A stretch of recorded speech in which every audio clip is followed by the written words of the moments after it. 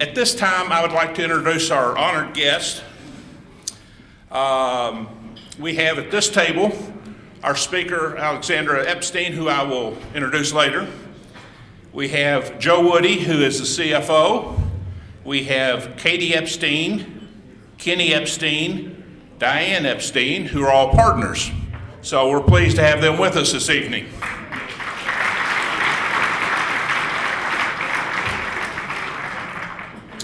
We also have Robert Susong here. Robert, I'm not sure where Robert is. There he is in the back. And his companion, Amanda Craig.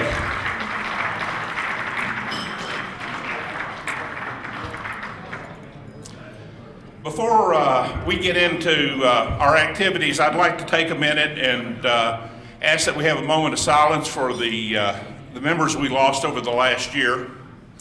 And they are in your program, but I will read the list. Peter Huddick, Arnold Hollander, Scott Jasick, Rolanda Bergman, Paul Donahue, Al Bernstein, Sanford Cam, Thomas Hitzenberger, and Charlie Seal. If we could have a moment of silence, please.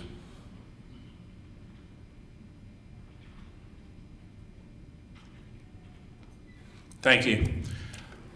I would like to ask Michael Knapp, who is the chairman of the Hall of Fame Committee, to come up and make his presentation.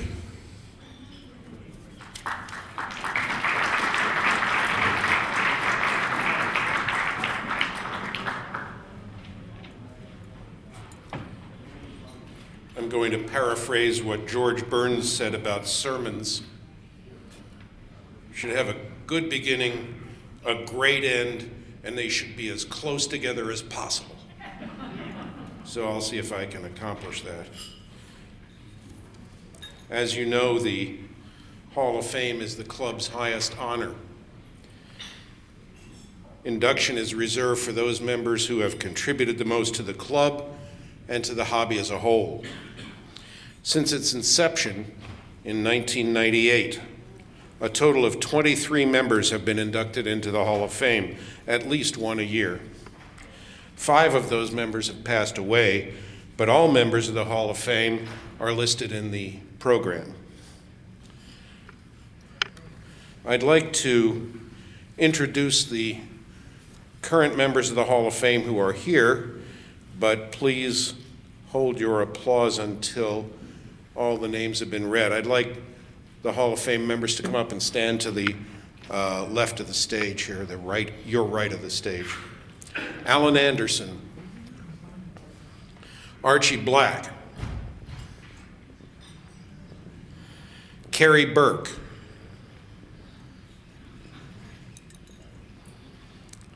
Howard Hers, Belinda Hickson, Phil Jensen, Jim Cruz, Mark Leiterman, Alan Myers, C.T. Rogers, Eric Rosenblum, Doug Saito, Dale Seymour, I know he couldn't be here this year. Mike Skelton, who also cannot be here this year. Jim Steffner. Wayne Thompson. Gene Trimble. Ernie Wielden, who I think is not here. And me.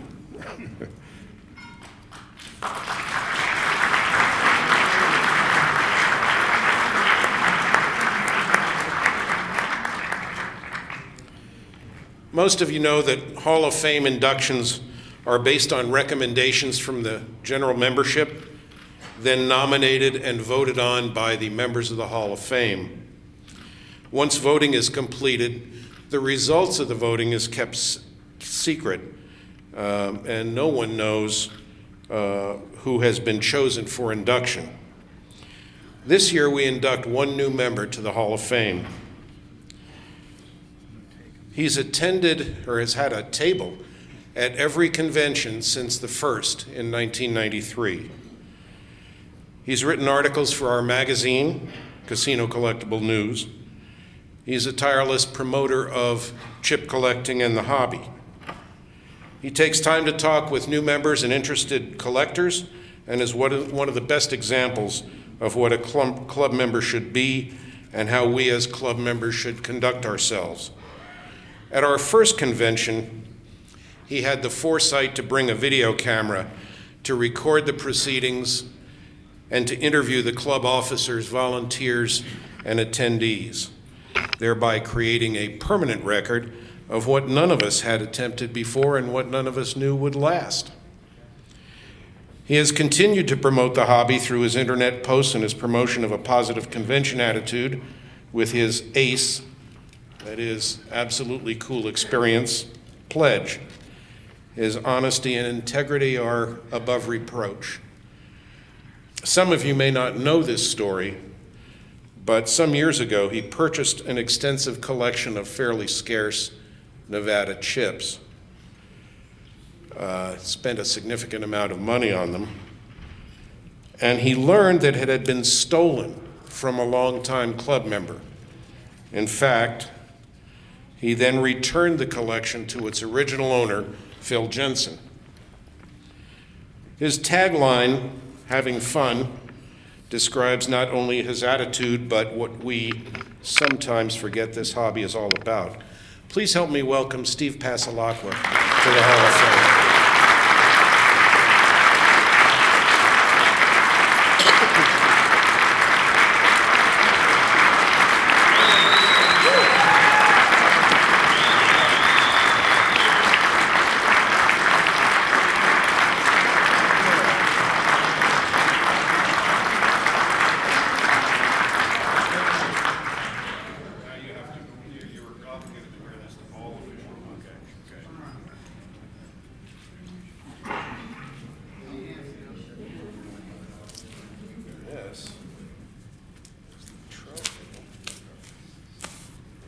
Fingerprint and give you the stand.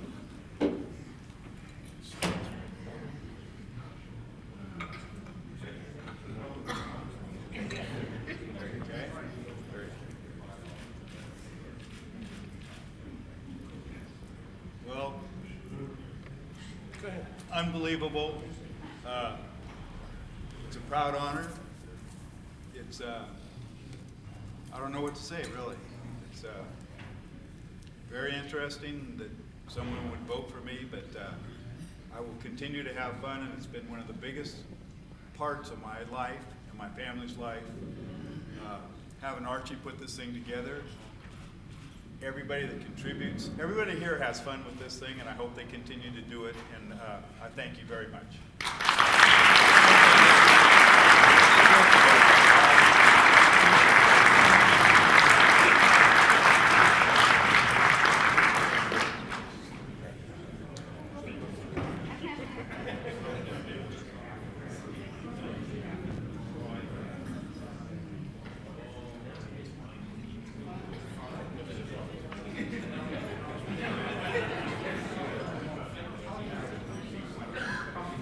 It's my pleasure to introduce our speaker this evening, which is Alexandra Epstein. She's a second-generation Las Vegan, which is unique in itself. She's Executive Vice President and partner of the El Cortez Hotel and Casino in downtown.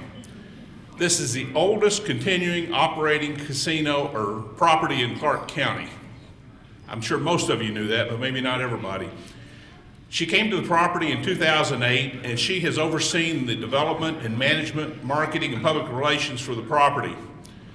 The major projects have included the 2009 remodel of the 102-room Ogden House Motel into the El Cortez Cabana Suites. This used to be an overflow facility for them.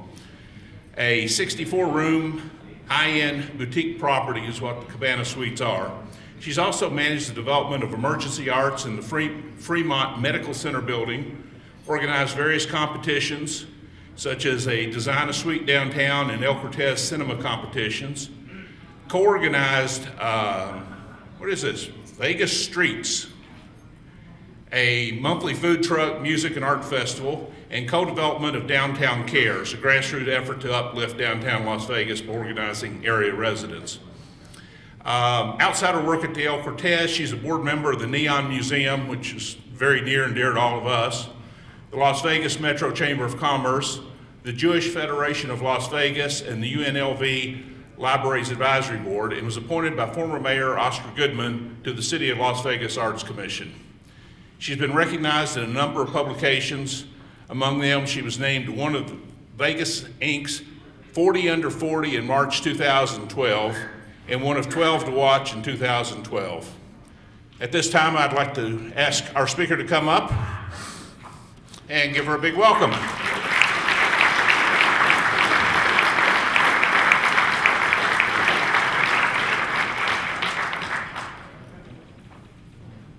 Thank you so much for the warm welcome and for the accolades, and I appreciate it. Thank you all for welcoming me here today. Thank you to Jim Cruz, who invited me to speak, and to the Casino Chip and Gaming Token Collectors Club for really welcoming not only myself, but our entire family to speak. We are representing our family's business, which is the El Cortez Hotel and Casino in downtown Las Vegas. Now, I first encountered your awesome organization a few years back when I had the good fortune of meeting Mike Skelton. Mike, who unfortunately isn't here tonight, was scouting locations for the Museum of Gaming History at the time. And over the years, we shared a few great meals at some old Las Vegas haunts, such as the Bootlegger, Mike's favorite, and the Golden Steer, recounting some stories about Las Vegas's past. Mr. Skelton also compiled an incredible article on the El Cortez for your group's publication. I wish that I could just kind of bring it up with me today and read it to you all tonight. What is so wonderful about Mr. Skelton and the entire Casino, Chip, and Gaming Token Collectors Club is that we really are all kindred spirits. We all share nostalgia for old Las Vegas and for the essence of gaming, and yearn for the days when a fair gamble and a lucky hand were really easy to come by. Now, to bring us back to those days, and for those of you who haven't seen Mr. Skelton's article, I will share with you a little bit about where the El Cortez came from, where we are today, and what we see for the upcoming years. The El Cortez opened its doors in November 1941, which makes it 72 years old, and the oldest continuously operating hotel and casino in the Las Vegas Valley. Built by Marianne Hicks and J.K. Housels, it was at the time the largest property of its kind, with 50 hotel rooms, restaurant options, bars, entertainment, and, of course, gaming. The progressive El Cortez at the time was foreshadowing of what was to come for Las Vegas, and it really set the bar for what properties could be, and for those properties which had not yet been built. A few short years later, in the mid-1940s, a young man by the name of Benjamin Siegel, along with his associates, Meyer Lansky, Gus Greenbaum, and others, acquired and subsequently sold the El Cortez as a means of financing the construction of the Flamingo, which was a little bit ill-fated, a few miles south on Las Vegas Boulevard. Being the Las Vegas historians that we all are, I think we know what happened next. By the early 1950s, Bugsy, of course, no longer owned the joint. The mafia influence had somewhat subsided, and Mr. Housels was back in the game. After a redesign project by world-famous architect at the time, Wayne McAllister, thanks, Dad, Housels made the decision to add the now iconic Fremont-facing neon signage that you still see shining brightly today, or at least tonight you'll see it. In 1963, El Cortez changed hands once again, now this time to Jackie Gahn, an Omaha native who would soon become a Las Vegas legend. It was Jackie's vision for the property and the surrounding neighborhood that really transformed the area and gaming as they knew it. As some of you may or may not be aware, Jackie is responsible for creating the original Las Vegas Fun Book. This signaled the beginning of casino marketing as a whole, and the Fun Book tradition carries on to the El Cortez today. Now, while Jackie retained majority ownership of the property for nearly 50 years, in 1975, another native Midwesterner by the name of Kenny Epstein became a partner in the business.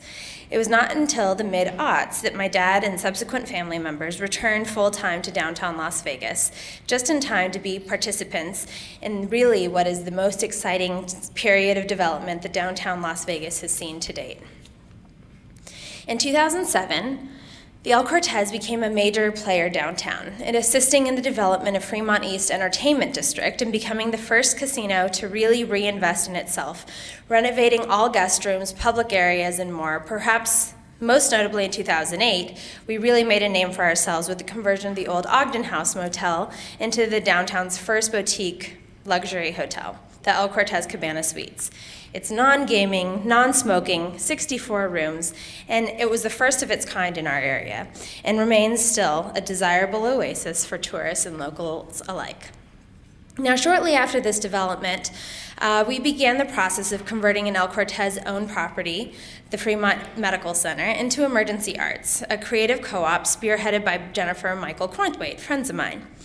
3 years later, this building, which houses 40 tenants ranging from the Beat Coffee House to the Burlesque Hall of Fame to galleries and film production studios, serves an ambassador to the neighborhood and an inspiration to downtown enthusiasts. The years that followed that, which was 2010, included a series of initiatives aimed at engaging the El Cortez, the historic El Cortez, with the new, emerging, creative, and young community that grew around us. These initiatives included a design competition to renovate suites, a partnership with the Mob Museum, a film competition, a monthly food truck festival, the development of Downtown Cares, which is a local volunteering project, and other remodeling efforts. And while much work has been done to engage the outside community and follow Jackie's mantra of what's good for Las Vegas is good for the El Cortez, what has really made the El Cortez survive and stand strong after 72 years is the attention we pay to our heritage, our employees, and our customers. There is such a thing as the El Cortez family, and the importance of value is not lost on us. To further recognize our authenticity as a vintage Vegas hotel, we recently enlisted the support of architectural historian Peter Maruzzi, with whose detailed research and activism we were able to become the first active casino to be named on the National Register of Historic Places. We couldn't be more proud of this recognition as a historic landmark, and it is a nod to our rich history and our continual pursuits at preserving what is truly great about Las Vegas. Now that's the short of it, but we are, I think, opening it up to questions. I really appreciate you for welcoming us here today, and I hope that I can see you downtown soon. And I think with that.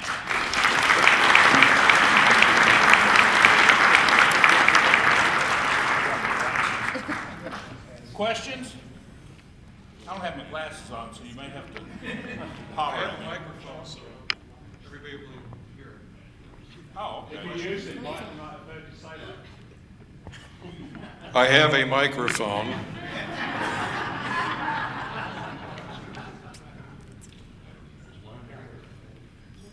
Oh, sure, you're gonna make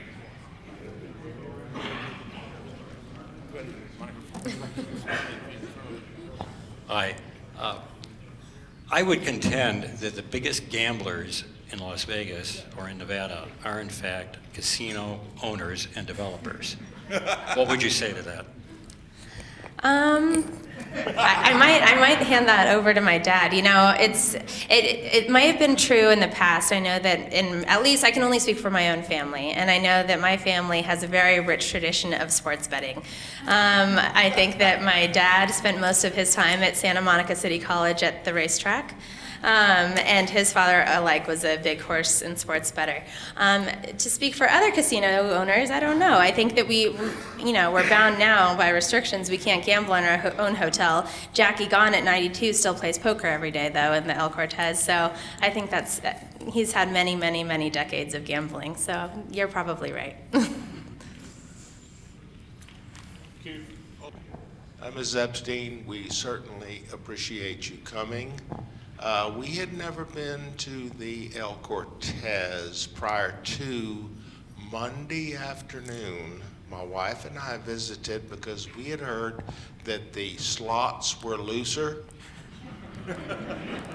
Believe it or not, everything you have signage inside your beautiful casino. It has a nice feel to it. Is it brand new? Certainly not. We understand that. But it is a wonderful place, and we're going again before we go back to Colorado, but thank you so much for having such a nice feeling to your facility, and the slots are looser. I appreciate that.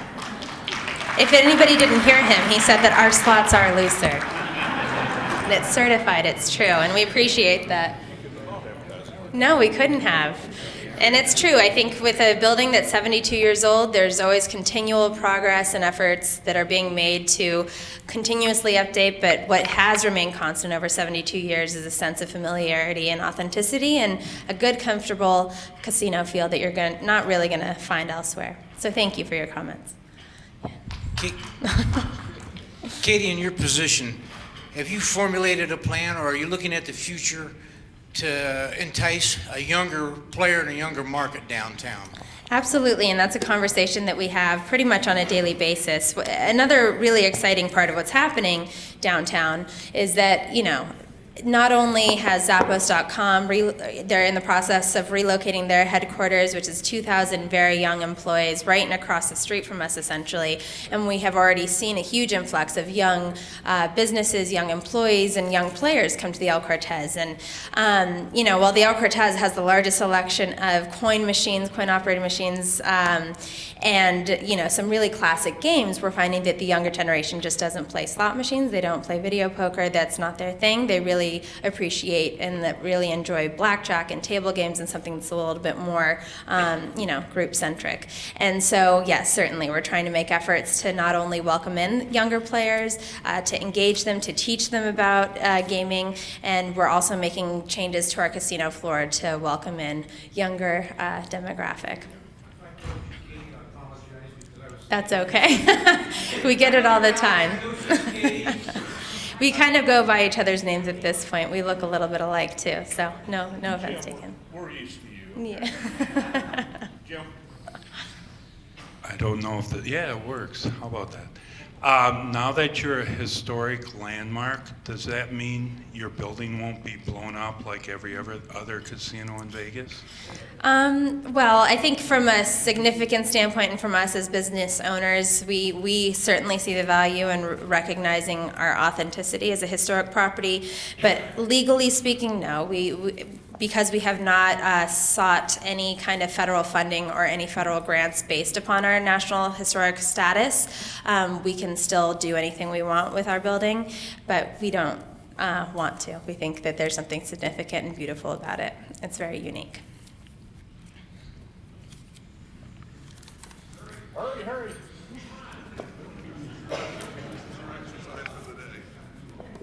Do you see any old-fashioned games coming back, such as Faro and things like that?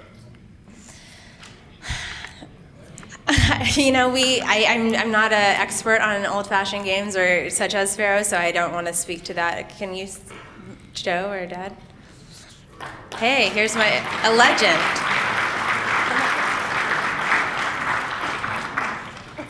I would say, I'll tell you a little story about Faro Bank. Anybody who knows about the game, it's a even money game unless if you bet the cases. That means there's only one of each card in the deck.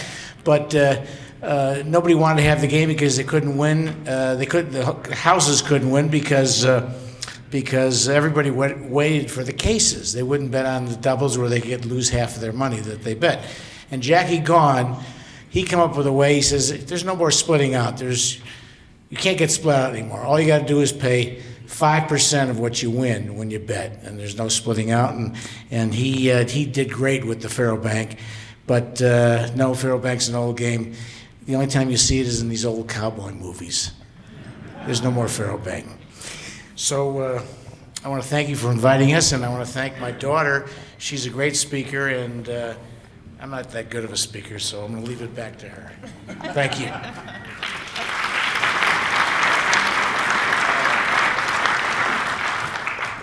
Hi, thank you for being here. A lot of us are passionate as chips, the actual chips. And we keep hearing things that the future says they may go away in general. Are you looking at doing anything that makes chips go away in lieu of some other At the present time, no. We really enjoy and appreciate the authentic experience of gaming, and we're going to try and retain as many of those traditions as possible for as long as possible. Oh, couple up front.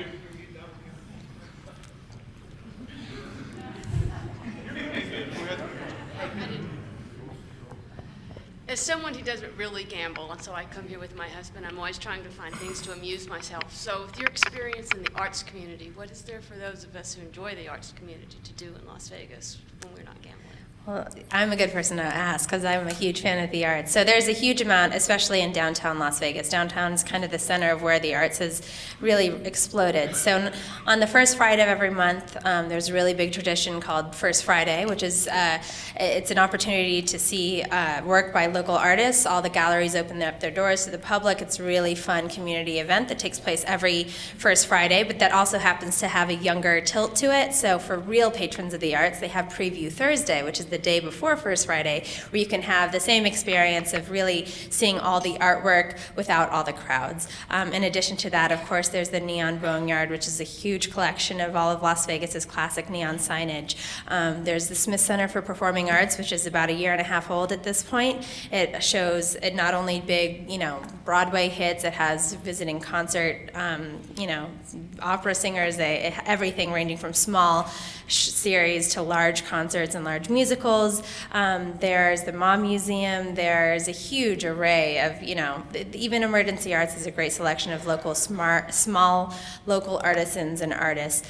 So anywhere downtown you're going to wander, and there's really a huge activism for it. So you can kind of peek in anywhere and ask anybody for their suggestions, and they'll probably give you answers very different to my own. So there's a huge amount. Alex, after I got to meet you a few years ago, I've made a point of visiting the El Cortez on every trip to Las Vegas, and it is so down-home and friendly and welcoming. It is a great place to go and gamble or just visit. But you don't have a volcano. So what are you doing to market to the great masses out there who arrive at McCarran and don't know that the El Cortez exists? How are you getting people to the El Cortez? Well, we recently, some inside scoop, we recently engaged a new advertising firm as of April 1st, and so that's really been their job. So not only are we in the midst of kind of rebranding and creating a new campaign, we're also building a new website and building new advertising efforts, which may very well include airport advertising. In terms of what we're banking on, our message is you can't sell anything that you don't have. We don't have a volcano. My dad likes to say we don't have movie theaters, we don't have 12 restaurants, we don't have a volcano, we don't have sharks in our pool, we don't have a pool. But what we do have, we really do have an authentic experience that you're going to find that you really can't find anywhere else. We're legitimately a historic landmark, and we really are an original. So that's a very big selling point, because anybody from 21 plus, anybody from any generation appreciates authenticity. So that's something that we really can market effectively and authentically. Additionally, we really think that our neighborhood is a selling point. We think the East Fremont Entertainment District it's an emerging area. It's a really lively, fun area. It's not like the Strip in any way, but it's something unlike anywhere else in Las Vegas. It's a fun place to be located. And on top of that, we are a family business, which is also hard to come by. There's not too many places anymore where you can walk up the stairs and see all of us in the office on a daily basis. So all of those things we're trying to communicate, and we're trying to be out in the community and just, I think that we speak for ourselves and who we are, and it's really an authentic experience that you're going to find.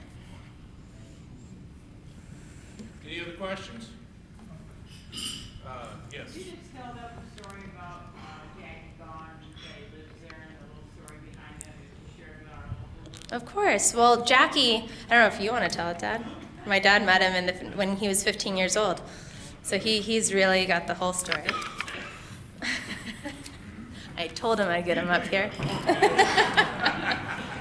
Jackie, first time I met Jackie, I was with my parents. We went up to Lake Tahoe, and there was a friend of my dad's, E. Walker. He was working at the Calaneva Lodge. He's an old-time gambler, and And one afternoon he said to my dad, "Come on, let's go over to the Tahoe Biltmore and see Jackie Gone." So we went over there and we saw Jackie, and Jackie showed me, I was 15, 1956, and he took me all around the casino. He took me in the basement, he took me all over and showed me everything, and I really had a great time. And we went back to the hotel to get cleaned up for dinner, and my father said, "You know that fellow we met today?" And I said, "Jackie Gone?" "Yeah." He says, "You know, he's a triple threat." I said, "What do you mean by that, Dad?" He says, "Well, he's a go-getter, he's a hard worker, and he's on the square. He's an absolute cinch." My father was right, and I always listen to my father. Jackie's a special, and he's my mentor. So what else can I tell you? He still lives there? He still lives there. Yeah, he's in the office. That's right. No, you finish. So yeah, so now, I mean, we. So my dad has been Jackie's partner since 1975, and while my dad was still, he was still young and ambitious at the time, he went off with Michael to build the Barbary Coast in '79, but retained a piece of the El Cortez, and it was really fortunate back in about 2004 when you could come back down and work with Jackie. And to this day, Jackie, even though he sold off his percentages to our family in 2008, he still lived at the El Cortez. That was his home. He moved there, I think, in 1980. And he lived there all those years, still lives there to this day at 92. And he still plays poker every day after lunch and after dinner, and he still is in the office every day. So he's still very much a part of the El Cortez life and experience. And like I said, his mantra is what's good for Las Vegas is good for the El Cortez, and that's really pervades how we do our business and operate today. Thank you.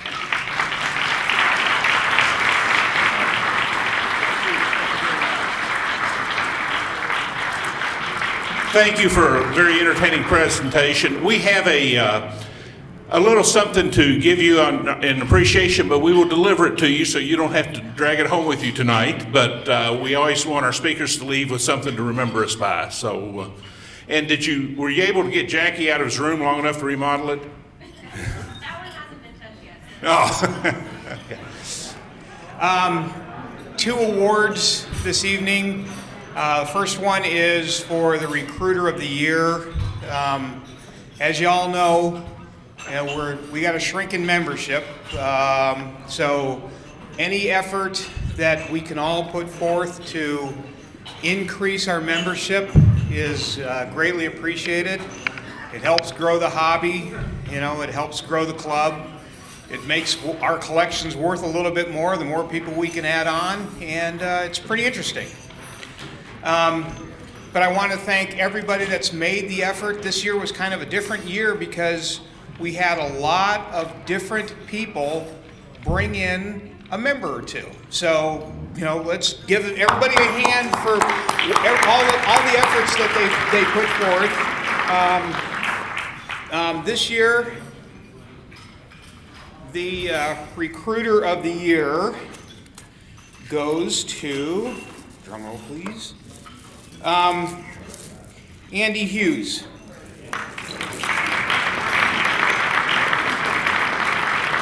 It was close, like it always is with Mr. Black. I don't know if Mr. Black, if you know Archie Black, he's a member of the club. But Archie has had this thing locked up for the last several years, and Andy took it as a personal challenge. But Archie, you were one off this year. So, I've always known you're just a little off, but now you're just one off. But thank you for your effort. Thank you, Andy Hughes, for your effort. And, whatever you guys can do to bring somebody into the club. Mr. Pasalacqua, who your Hall of Shame? New Hall of Fame member. He put forth an amendment and, which was meant to increase membership. Even though it's associate membership, it's an easy way to get people into the club. Is that they're an associate member, you get your kids into it, you get your relatives, wife, whatever you can. It helps the club, and we appreciate the effort. So whatever you can do, it's greatly appreciated. And thanks again to everyone.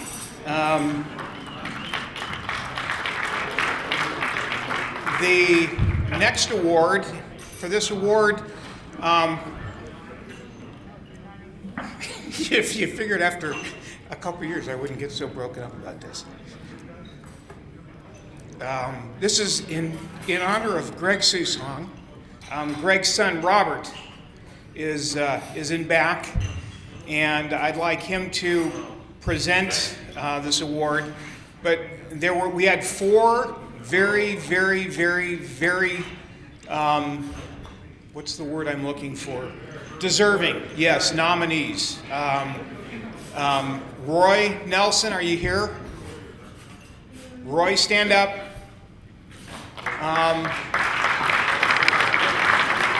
Gene Trimble.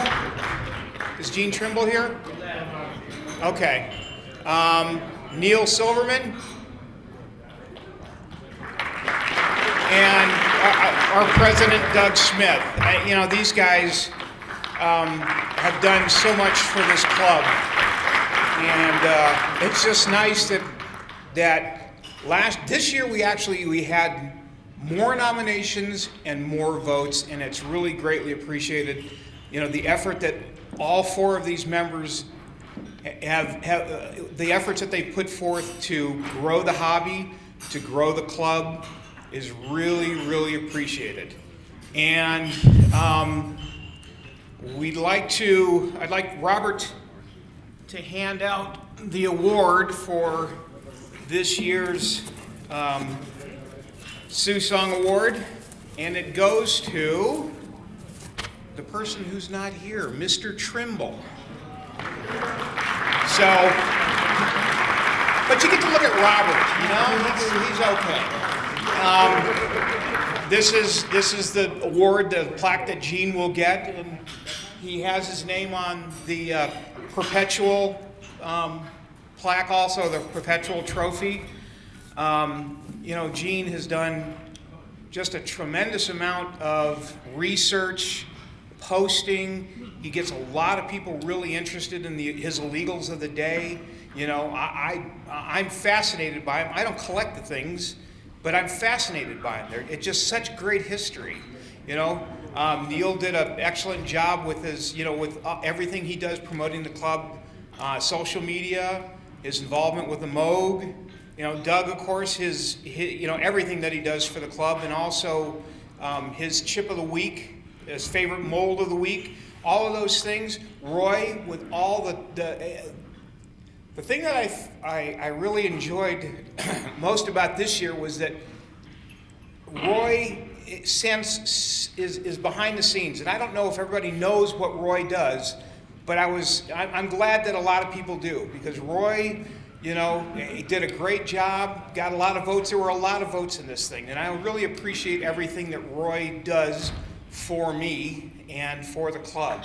And I want to thank all of the nominees. I want to thank Gene for what he's done. I wish he was here to accept it. And thank you all for taking the time to participate in this thing.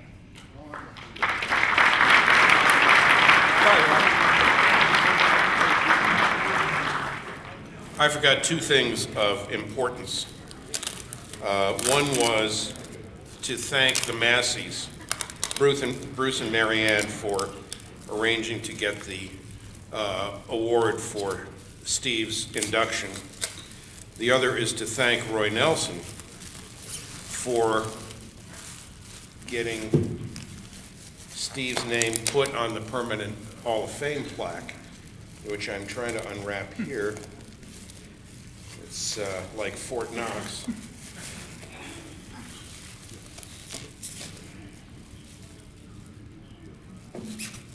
This plaque has the name of every Hall of Fame member and the year of their induction.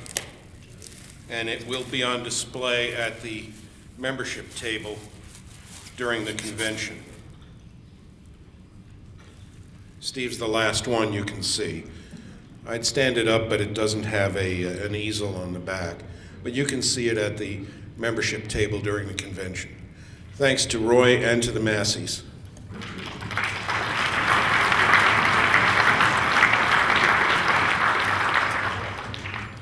Got a couple of awards to give out. I'm not going to be anywhere near as exciting as Steve. but everyone's ready to go anyway. So I'm going to go ahead and give out our Harvey Fuller Magazine of the Year Award. This year's Magazine of the Year goes to Tony Van Hook for his article titled Jackpot Nevada, Volume 25, Number 4.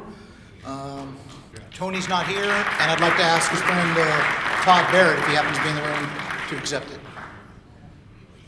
Does Todd happen to be in the room? Uh-huh. Okay, I'm going to accept his award.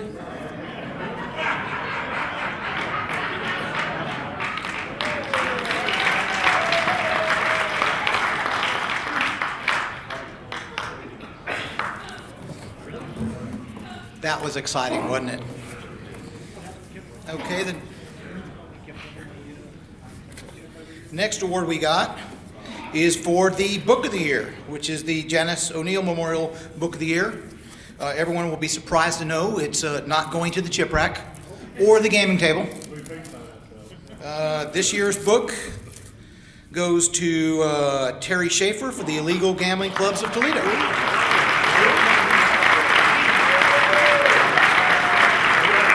I will be accepting for Terry.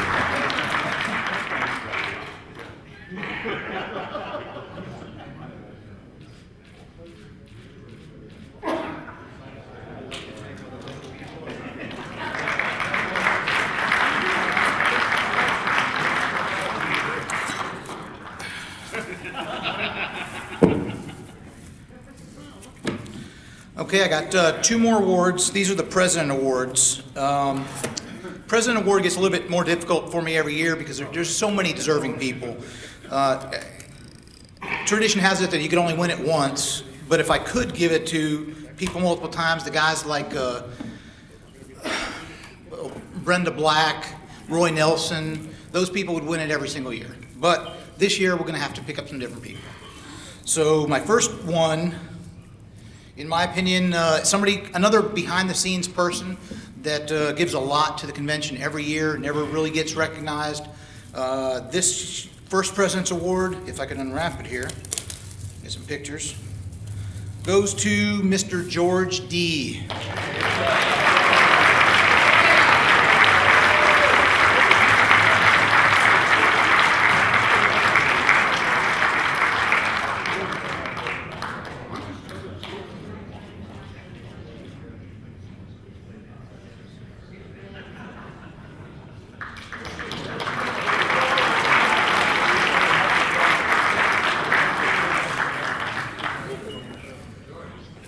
My last award is another President's Award. In my opinion, this guy, I don't know how much everyone realizes how much he does for the club. He's been involved in just about everything we do. He's been for numerous years the editor of the magazine. He's involved in the calendars, pretty much any graphic thing that we ask him to do. It's a little bit anticlimactic since I've already asked him to come up here and we know he's not here, but the second President Award goes to Mr. Todd Barrett. And I will be accepting for Todd, so everyone clap for that.